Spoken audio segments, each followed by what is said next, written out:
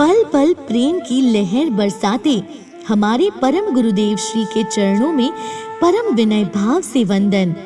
चेहरे पर स्मित, मन में हित, दिल में प्रीत, करुणा बरसाते नीत। ऐसे हमारे परम गुरुदेव श्री के चरणों में कुछ अर्पण करने का हम भक्तों का छोटा सा प्रयास। आज के युग में मानव यंत्रवंत बन गया है। हमारी इच्छाओं का कोई अंत नहीं है। कभी नया घर तो कभी नई गाड़ी। यही सारी सांसारिक वस्तुएं और उनमें दिखाई देने वाला सांसारिक सुख हमें आकर्षित करते हैं। यह मनुष्य भव जो हमें न जाने कितना कुछ सहने के बाद प्राप्त हुआ है, उसे हम यूं ही शुल्क चीजों के पीछे दौड़कर व्यर्थ ही बिता रहे हैं। अर्थ की यह दौड़ अंत में व्यर्थ ही हो जाएगी। तो क्या इस दौड़ का कभी अंत होगा? क्या हमारी समझ सम्यक बन पाएगी? क्या एक सामान्य इंसान असामान्य बन पाएगा? हाँ, सामान्य इंसान भी असामान्य बन सकता है यदि वो सत्य को पाकर किसी असामान्य तत्व के चरण और शरण में समर्पित हो जाए। जानना चाहते हैं आप कैसे? आइए, इसके लिए हम आपको ले चलते हैं फ्लैशबैक में। तो पेश है सत्य घटना से प्रेरित यह कहानी, जिसका नाम है महायुद्ध से आत्मयुद्ध। ये कहानी जैनागम श्री अंतगढ़ सूत्र और निर्यवलिका सूत्र से प्रेरित है। आगम यानी तीर्थंकर की वाणी जो गणधरों ने गूंथी और हम तक पहुंची। प्रभु की वाणी हमें ये समझ देती है कि धर्म है और धर्म का फल भी है। धर्म करने वालों का कभी भी विश्वासघात नहीं होता। इसीलिए हमें धर्म पर विश्वास और दृढ़ श्रद्धा रखनी चाहिए। और श्रद्धा जब सम्यक होती है तब सिद्ध बनते देर नहीं लगती।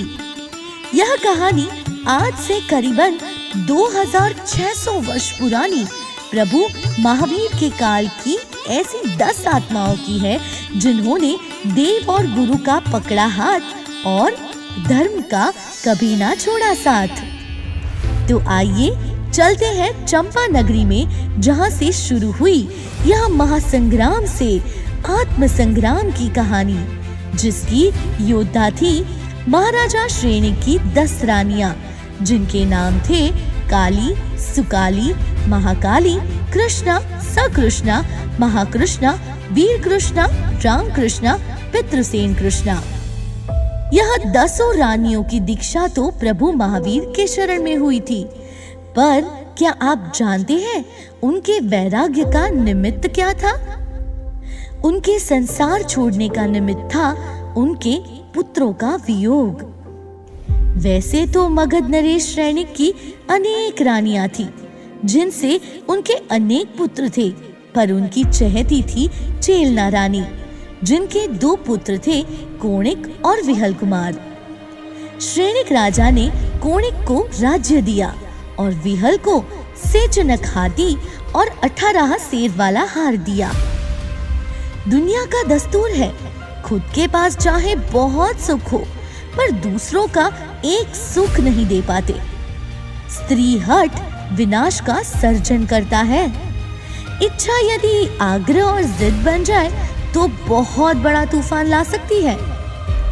ऐसा ही हुआ इस परिवार में। कोणिक की पत्नी रानी पद्मावती को हल विहल के हार और हाथी से ईर्ष्या होने लगी और अपने पति से उसकी मांग कर अपनी बात की टकोर करने लगी। पत्नी की हट के आगे कोणिक हार गया और उसने विहल से हार और हाथी की मांग की। कोणिक की इस मांग पर विहल ने बदले में आधा राज्य मांगा। कोणिक नहीं माना।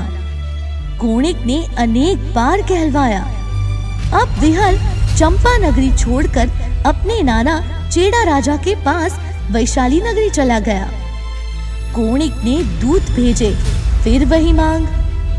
चेड़ा राजा ने भी वही मांग की। अगर दे देते तो कुछ नहीं होता, दोनों सगे भाई तो थे, पर मनुष्य में मान कषाय ज्यादा ही होता है। कोणिक सोचता है कि अब युद्ध करना पड़ेगा। चेड़ा राजा ने भी 18 देश के राजाओं की बैठक की। क्या करूं? दिहल को वापस भेजूं? ना लेना ना देना, तो भी जीव कर्म बांधे कैसे? सारे राजा ना कहते हैं और फिर भी विहल को युद्ध में मदद करने के लिए तैयार होते हैं। युद्ध का ऐलान हुआ। कोणिक के बुलाने पर उनके सौतेले भाई काल कुमार आदि, जो काली रानी आदि के पुत्र थे, कोणिक की मदद के लिए आए। वैशाली नगर में इतना खतरनाक युद्ध हुआ कि 2 दिन में ही करीबन 1,80,000 लोग मर गए और वे सारे प्रायः दुर्गति में गए। यहाँ चंपा नगरी में भी काली आदि 10 रानियां अपने पुत्र का हाल जानने के लिए बेताब थी। शिष्य पर करुणा बरसाने के लिए गुरु सदैव तैयार होते हैं, और यह तो तीर्थंकर प्रभु महावीर। प्रभु उस वक्त चंपा नगरी में ही विराजमान थे। अपने पुत्रों की चिंता में काली आदि 10 रानियां अपने दुख का निवारण करने प्रभु के पास जाती हैं। सारी रानियां प्रभु के समव शरण में प्रवेश करती हैं। प्रभु उस वक्त आत्मबोध फरमा रहे थे, लेकिन रानियों का ध्यान प्रभु के बोध में केंद्रित नहीं हो रहा था, क्योंकि कहते हैं ना, जहाँ चिंता हो वहाँ चिंतन नहीं हो सकता। तीर्थंकर से प्रश्न पूछना चाहिए सम्यक दर्शन का और केवल दर्शन का, लेकिन वे प्रश्न पूछती है पुत्र दर्शन का। काली आदि 10 रानियां प्रभु से पूछती हैं कि हे प्रभु, मेरा पुत्र युद्ध से लौटेगा या नहीं? प्रभु तो करुणा निधान है, उनकी करुणा अपरंपार है। वे काली आदि रानियों को सत्य बताते हैं। प्रभु कहते हैं, हे देविया, आपके 10 पुत्र युद्ध मैदान में चेड़ा महाराजा के अमोघ बाण से मृत्यु को प्राप्त हुए। यह सुनकर वे सारी रानियों को बहुत वेदना हुई और वे बेहोश हो गई। होश में आते ही सारी रानियां कल्पांत करने लगी। अपने पुत्रों का वियोग असह्य होने लगा। उसी समय प्रभु ने परम सत्य का बोध फरमाया। इस दुनिया में ना कोई तेरा ना तू किसी का, सभी संबंध अनित्य होते हैं। अनित्यता का बोध पाकर सारी रानियों के मुंह का अंधेरा दूर हुआ और वैराग्य का सूरज उजागर हुआ। तुरंत ही वे अशुभ भाव से शुभ भाव में आ गई और प्रभु से विनती की कि उन्हें संयम प्रदान करने की कृपा करे। और ऐसा हुआ जिन वाणी के अंत में करेमी बनते।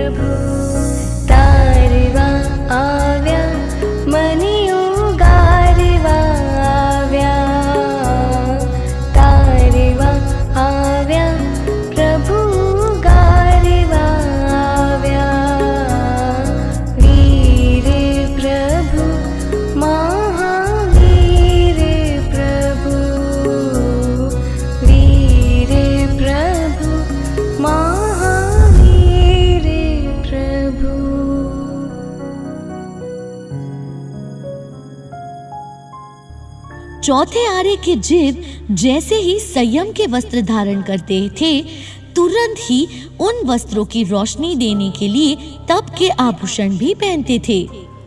10 रानियों ने उनकी गुरुणी आर्या चंदनबाला की आज्ञा लेकर तपस्या शुरू कर दी। वहां पुत्रों ने रण में शौर्य कर दिखाया, तो यहाँ माताओं ने आत्मशौर्य।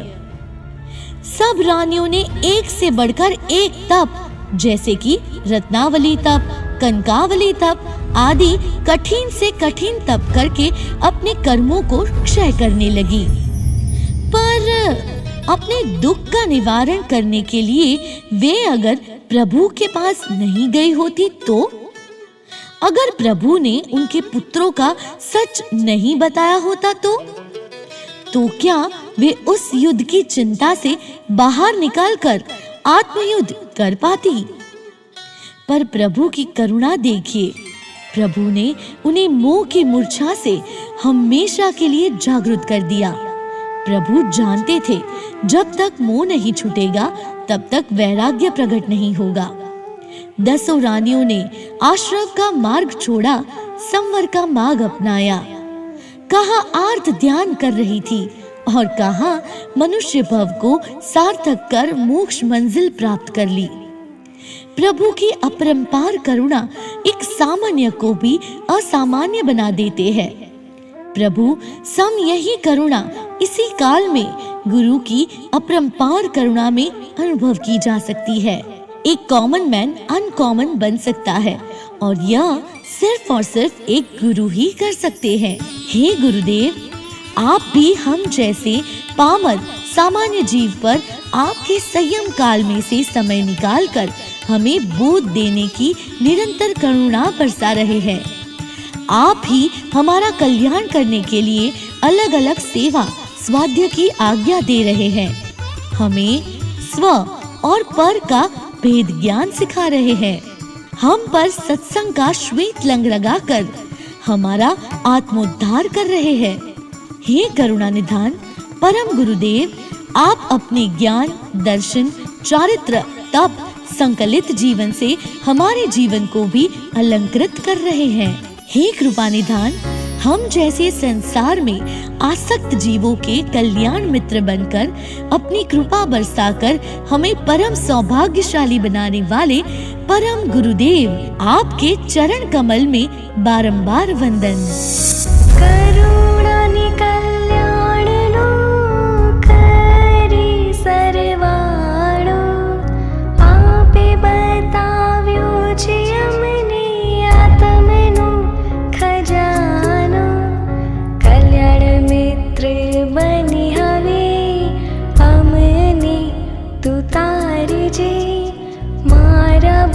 भवनी सुधारवा गुरु तू आवजे।